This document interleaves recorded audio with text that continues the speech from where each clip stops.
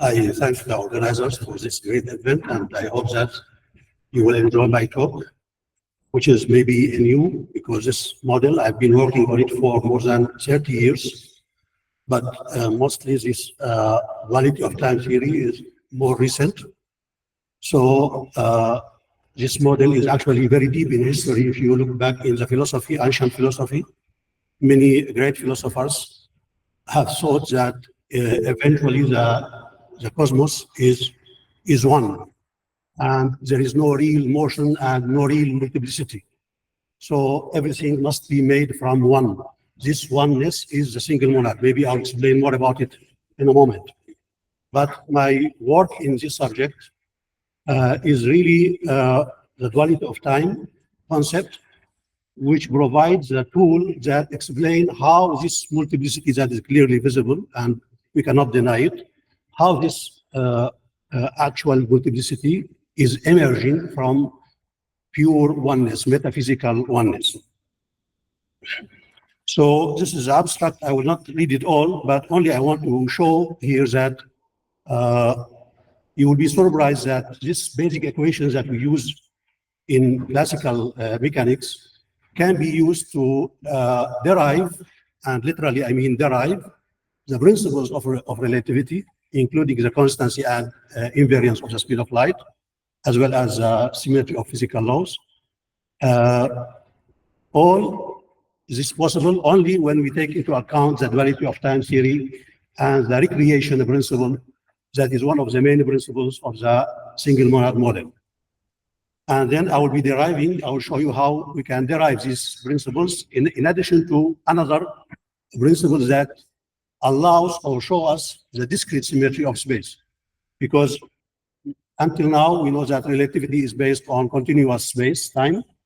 So it is not quantum, but with the recreation principle, it will become granular, the space-time will become granular, and therefore I can call it quantum relativity. Hopefully you will be convinced with it.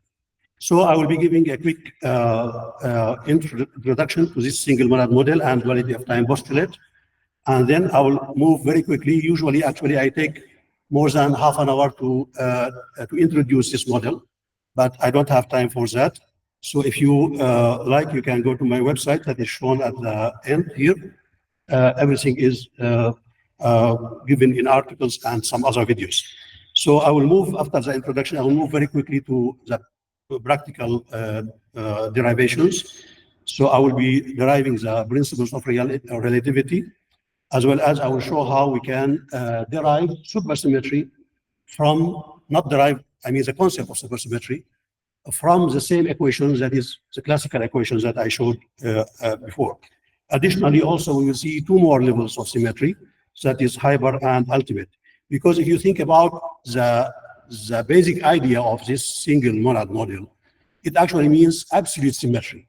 Because eventually it means that there is no real motion, no real multiplicity. So there is ultimate or absolute symmetry. So the highest level is ultimate symmetry, and then we have hypersymmetry that is like a conversion between the ultimate and the deformism or the curved space-time. And then the lower level, supersymmetry and normal symmetry, are the granular space-time and of course physical objects. And then also I will be showing some derivations of the equation, main equation, that is E equal mc squared, in different methods.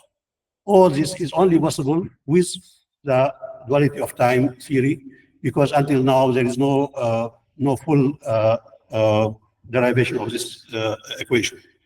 And along that, I will be showing also how mass is generated, and therefore what is the basic fundamental reason why we have mass at all. In addition also to explaining the Mach principle, which was the main motivation behind Einstein when he developed his theory of general relativity. So as you can see, a lot of things to talk about. I hope that time will be enough. But let me very quickly introduce the idea, the main idea.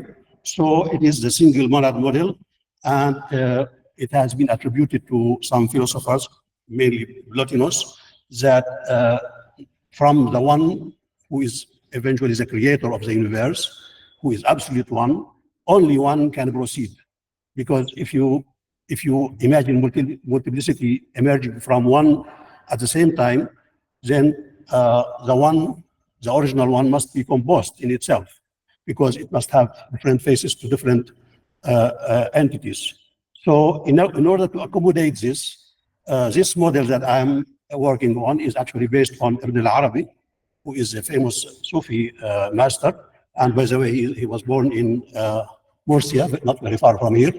So he is about 800 years now. So his ideas, his books, I actually took all these ideas from his books. So he only add to this maxim, from the one, only one can proceed, but at a time. So in our normal time, clearly we see many things, but in the actual flow of time, only one can flow or can proceed from the one.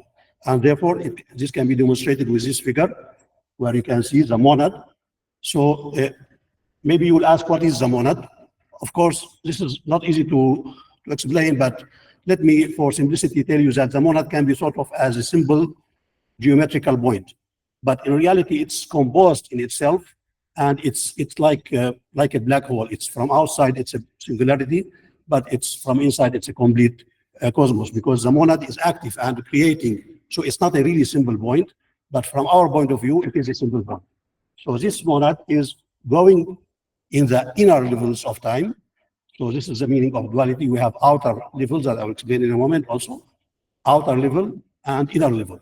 So in the inner levels of time, this monad is creating a whole frame of space, including the 3 dimensions, and then this is recreating. So every moment of time, there is a frame of space. So there is no actual motion, no transmutation.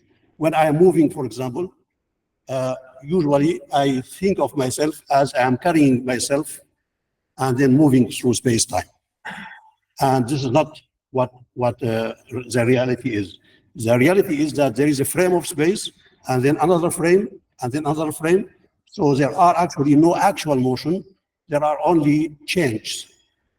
We usually approximate this change into continuous motion, and that's why we get general relativity that is based on continuous space-time. But in reality, when you take into account this recreation, you will discover that space-time is really granular and quantized. So I got all this, as I told you, from al-arabi, but I will not be able to really explain all his ideas. Only I want to show you this statement.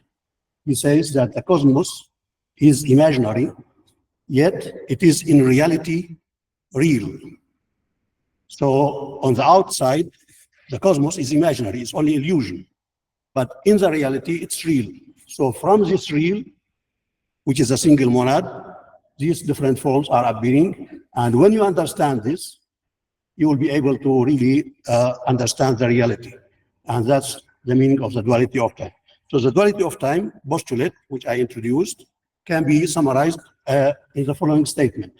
So we can say that at every instance of the outward normal level of time that we usually feel, which is like the moment now, at every instance, the dimensions of space, including matter, because you will discover after a while that with this, the vacuum becomes physical, and therefore physical objects like electrons, protons, etc., are actually only excitation of this vacuum. So when at every instance the space is being recreated in chronological order, chronological sequence, this sequence forms the inner levels, and we have actually 6 levels of time in the inner, which are the 3 dimensions. Every 2 levels of time make one dimension of space, and therefore in total we have 6 times 3 space. So these inner dimensions, these spatial dimensions, are created in one single sequence, which means that in the reality of time, in the real flow of time, there is only the monad, and therefore with the flow of time, space is created, and then with the flow of the outer time, the the change, which is the motion, what we describe as motion, is occurring. Therefore, this is demonstrated with this frame. So we have frames that are only moving continuously, granularly, one frame at a time.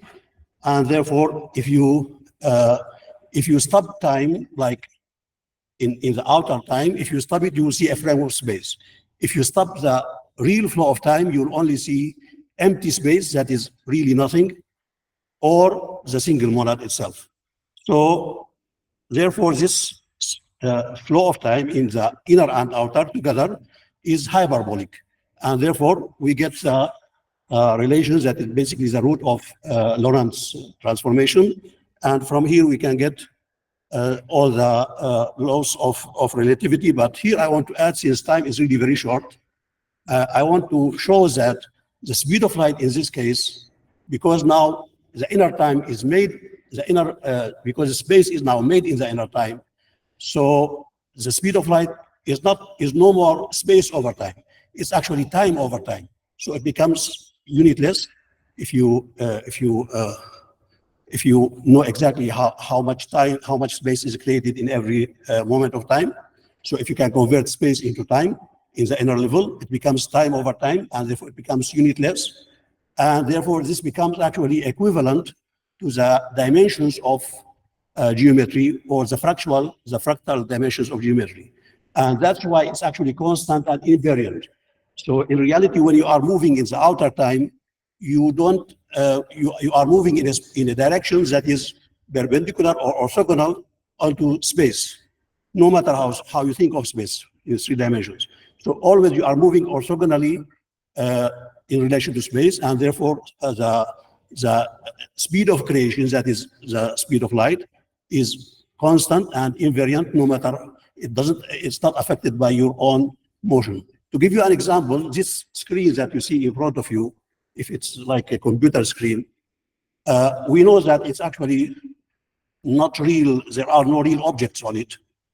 And if something is moving on this screen, it's actually moving not because it's moving, it's transmutating, it's not carrying itself and moving, but it's frame by frame. Sometimes it appears in one place, it appears in different place. So if it's smoothly moving, we can then understand how motion is occurring. And therefore, this actually solves many problems, but I will not have time to demonstrate all of them. For example, non-locality can be explained very easily, because since it's only refreshing, the object that is like in the ABR experiment can appear in one place at one moment, and then in another place at different moment, regardless of the distance between them. This same idea actually also explains, for example, one fundamental problem, that is a homogeneity problem, because we know that the cosmos is very big and yet it is homogeneous. So how come these different areas of the universe are interacting, although the distance between them is very big? So with the refreshing, with the inner time, this can be understood. In addition, actually, to many other problems that I will not be able to explain this since time is running out. So I hope that this can give you the motivation to read more about this model. Please visit my website and see more details with articles and books that can be downloaded. Good. Thank you very much.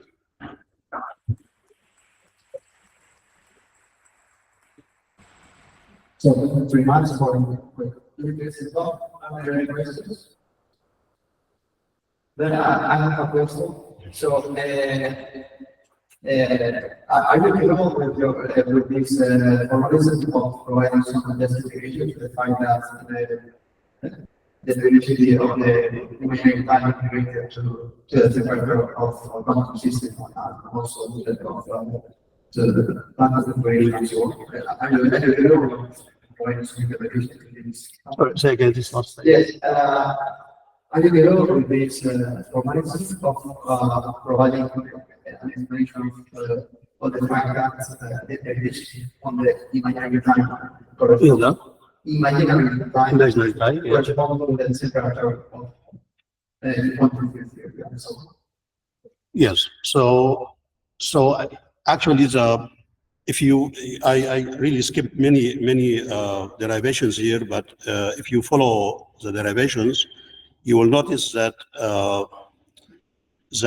like for example, in this figure here, if you think in the inner time, we have no physical objects, only the monad, that is only a simple point.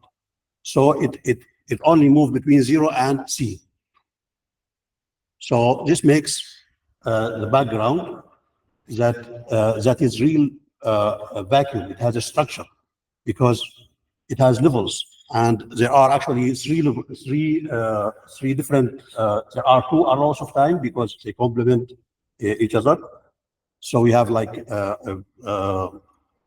real time and imaginary time, and then another structure that is actually corresponding to the psychical world. So we have the physical and the psychical. Together they make a full symmetry. So by breaking this symmetry, we have our physical world.